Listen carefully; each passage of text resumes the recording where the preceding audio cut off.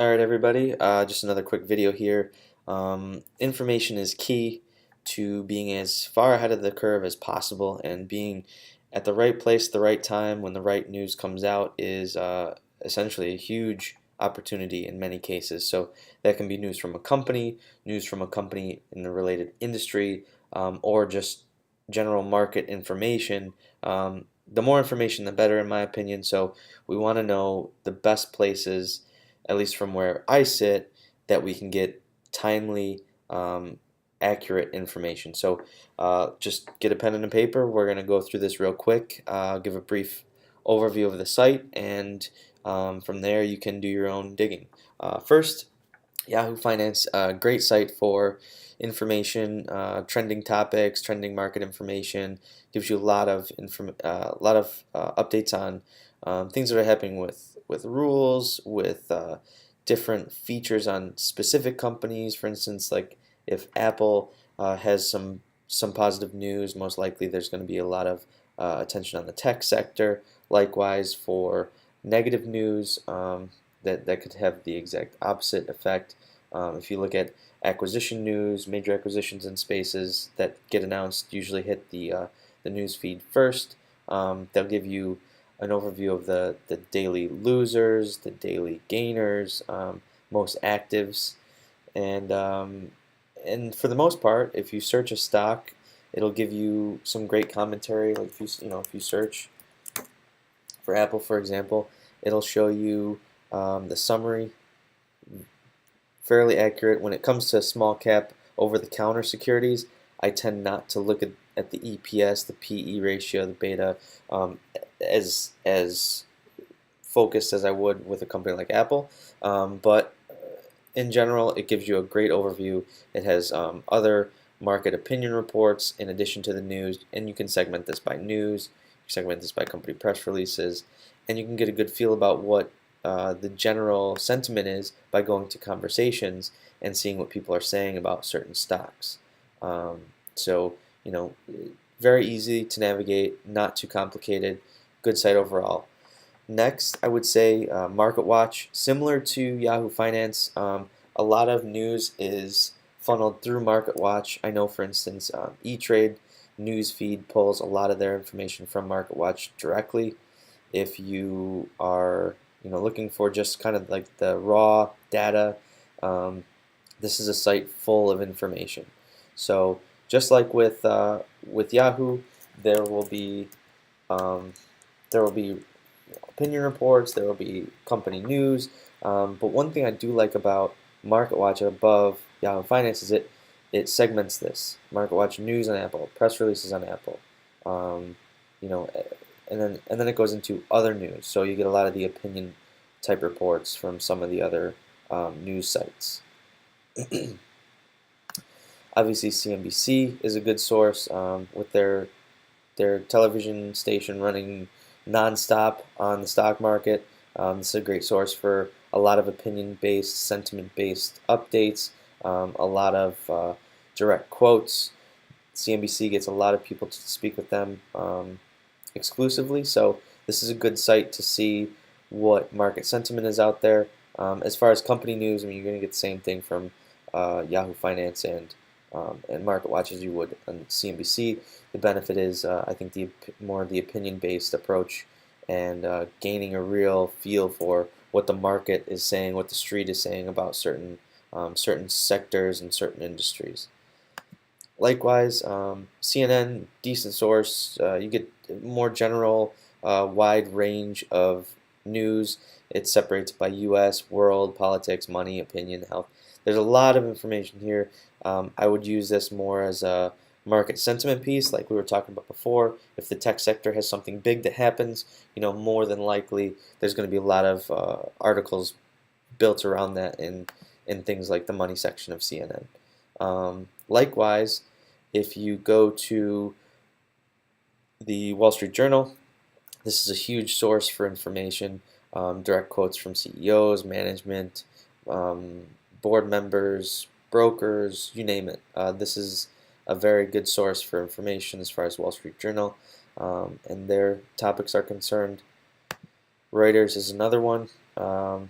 similar to Market Watch, a lot more direct interaction with people. You get direct quotes from Carl Icahn, other managers, money managers, and that. So another good spot for information. Forbes as well. This is in line with the other three. Yahoo Finance, Market Watch, CNBC. A lot of opinions. You get a lot of the feel for the market sentiment on this, as well as a lot of research-driven articles. Of course, Nasdaq is a good spot to go. Obviously, for just your constant flow of news and information. They too will pull off of what CNBC has posted as far as these videos go, and as far as the opinion pieces. So I would use this as a secondary source. For information on stocks in the stock market, I head over to Investopedia. Gives you kind of the beginner's guide, the layman's guide to what's happening in the market. It's very much geared towards the person who is less technically savvy from a verbal standpoint than anything, at least from my opinion, and the articles are very easily read. So something to pay attention to if you ever have questions on different types of information on the market, different vocabulary words. This is a place to head, as well as if you're just looking for kind of a more easily approachable financial site. For full opinion, you go to seekingalpha.com. This is a contributor-driven website, so they will have everything from hit pieces on companies to pump pieces on companies and everything in between. So you get a lot more of the social aspect of the street here, and it'll show what people are saying on the regular. Another opinion-driven site, Gurufocus. They do a lot of reports on a lot of different companies. They don't just focus on large and mid caps like Seeking Alpha generally does, but they'll focus on things like over-the-counter securities, nano caps, micro caps, as well as the traditional large and mid caps. So good site for opinion-based articles. In addition to that, Bloomberg, another site for financial information. I compare this similar to like the Wall Street Journal or Market Watch, just an additional source for information. But typically, if you don't find it in the first few sources I mentioned, you may have a tough time finding it here. This is in line with those other sources. Smarter Analyst, another great outlet for opinion-based research. Very much contributor-driven. They talk about anything from market movers to direct opinions on certain companies, and everything in between. So another opinion-based, contributor-driven website for general market sentiment and just to see what the street says. In addition to that, research site, you can scan for stocks in this. You can look for trending tickers. The top movers is finviz.com. Great little site. During the day, take a look at what the top tickers are. You can generally pick out some of the top movers in the Nasdaq, New York Stock Exchange. The only downside is it doesn't cover OTC securities for the most part as far as what it tracks. I mean, if you're going to screen for something, you can set your parameters. You can set a lot of things based on market cap, the exchange. And like I said, you're looking at Amex, Nasdaq, New York Stock Exchange. No over-the-counter securities here. So if you are an OTC trader, this may not be the best site for you. But if you're looking for small cap Nasdaqs or listed securities on the New York Stock Exchange, this is a great place to start. If you are looking for OTCs, best bet would be to switch over to OTCMarkets.com. This is what I would coin the Yahoo Finance of the over-the-counter exchange. They do OTCQB, QX, and Pink Sheets, both alternative and SEC reporting. And if you search for certain stocks in the site, you'll come across the About sections of the companies. Generally, these are more accurate than what you'll find on Yahoo Finance and the other more listed-based security websites. So if you are looking for an OTC company, this is where I would start immediately, and then use the other sources that I mentioned previously as secondary sources. Likewise, a message board site called Investors Hub. Decent source for opinion-based information. This is a discussion board, message board type site, so you're gonna have people that hide behind pseudonyms, bashing stocks, pumping stocks. So just keep that in mind. This is heavily used for promotion based activities. So you need to keep that in mind. But other than that, it does give you a decent temperature on who's saying what about what. Typically what a board will say.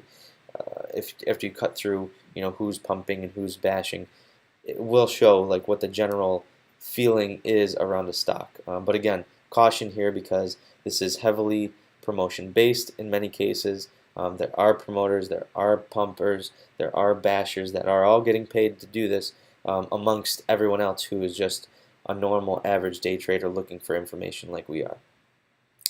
Other than that, this is kind of my basic top list of outlets. Just a recap: finance.yahoo.com, marketwatch.com, cnbc.com, money.cnn.com, Wall Street Journal or WSJ.com, Reuters.com, Forbes.com, Nasdaq.com, Investopedia.com, SeekingAlpha.com, Gurufocus.com, Bloomberg.com, SmarterAnalyst.com, Finviz.com, OTC Markets.com. And then when we're talking about social media message boards, you have InvestorsHub.com, and you also have StockTwits.com is a general outlet for things that are provided to the social-based community. I know E-Trade, for instance, will pull their social trackers off of StockTwits, so a good site that some of the larger brokerages are actually pulling information off of. So in addition to your typical Twitter and Facebook, look for market-driven sites like StockTwits, and even InvestFeed.com is another good social site for investor-based information. So when you get a chance, check these sites out. Great little outlets to at least start your research and begin your diligence process. And in the meantime, stay tuned for more information from us. Check out our other videos on how to buy, how to sell, how to read a level 2, and how to open up an account if you haven't yet.